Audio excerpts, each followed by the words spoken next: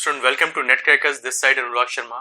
Student आज की video में डिस्कस करेंगे बेसिकली डिफरेंसेस क्या है नेट और जेआरएफ के बीच में, और साथ ही क्या बेनिफिट्स होते हैं अगर आप नेट क्वालिफाई करते हैं या जेआरएफ क्वालिफाई करते हैं। आप चैनल पर पहली बार आए हैं तो वीडियो को सब्सक्राइब कीजिए, वीडियो को लाइक कीजिए और साथ ही हमारे टेलीग्राम और व्हाट्सएप के साथ जुड़े रहिए। सो स्टूडेंट सबसे पहले यहाँ पर यह समझना जरूरी है कि नेट का एग्जाम है क्या एंड बेसिकली इसकी एलिजिबिलिटी क्या होती है। देखिए, अगर आप मास्टर परस्यू कर रहे हैं, अपने मास्टर्स के आप सेकेंड ईयर में है या थर्ड सेमेस्टर में है, तो ऐसी कंडीशन में आप जो है नेट के लिए अप्लाई कर सकते हैं। बेसिकली ये पहले कोई रिस्ट्रिक्शन नहीं था, बट 2019 में जब रिवाइज हुआ तो ये कहा गया कि मास्टर्स के फाइनल ईयर के अंदर आप जो है नेट का फॉर्म फिल कर सकते हैं। और टेक्निकली वही ठीक रहता है आपके लिए, क्योंकि जो नेट का सिलेबस है वो आपके ग्रेजुएशन और मास्टर्स दोनों के सिलेबस को कवर अप करता है। तो ऐसे में अगर आप उसे ग्रेजुएशन के जस्ट बाद भरेंगे तो ऐसे में ऐसी बहुत सारी चीजें होंगी जो आप लोगों ने नहीं पढ़ी होंगी।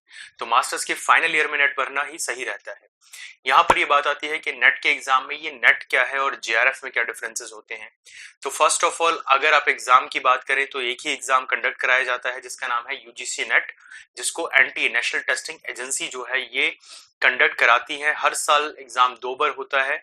जो साइकिल होती है वो जून और दिसंबर की होती है। ऑल दो पिछले कुछ सालों से साइकिल मेंटेन नहीं हो पा रही, अनसर्टेनिटी सी बनी हुई है, बट जो एक्चुअल साइकिल है वो जून और दिसंबर में होती है।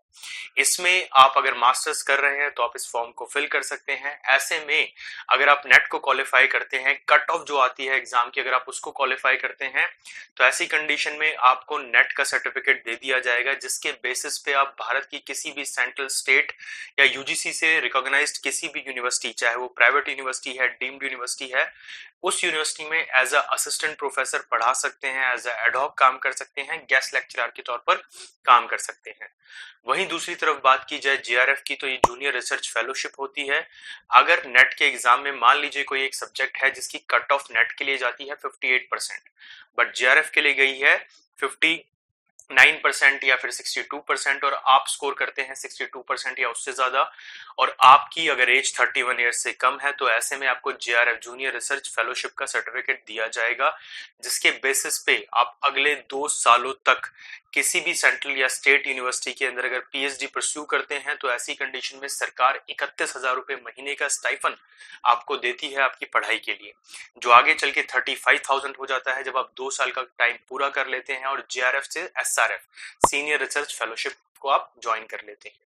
अब बात ये आती है कि स्टूडेंट पूछते हैं कि सर जब हम एग्जाम फॉर्म फिल करते हैं तो क्या 2 अलग अलग एग्जाम इसके लिए होते हैं या एक ही एग्जाम के द्वारा ये सिलेक्ट किया जाता है। तो फर्स्ट ऑफ ऑल जब आप एग्जाम फॉर्म अभी फिल कर चुके हैं तो उसमें एक ऑप्शन था कि आप नेट के लिए अप्लाई कीजिए, सामने ऑप्शन था जूनियर रिसर्च फेलोशिप। तो एक ही एग्जाम इसके लिए कंडक्ट होता है।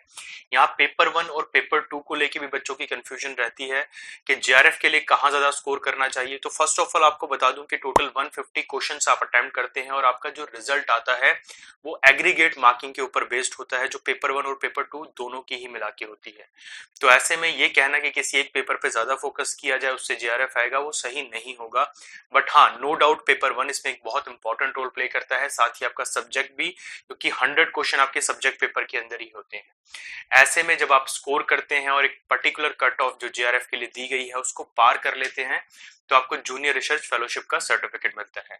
हाँ, एज ग्रुप इसमें मैटर रखता है। 31 साल की जो एज होती है यहीं तक आप जो है जेआरएफ के अप्लाई कर सकते हैं। अगर आप 35 साल की एज में है, 36 साल की एज में है, तब आप जेआरएफ देना चाहते हैं तो ऐसी कंडीशन में आपको इस चीज की परमिशन नहीं मिलती।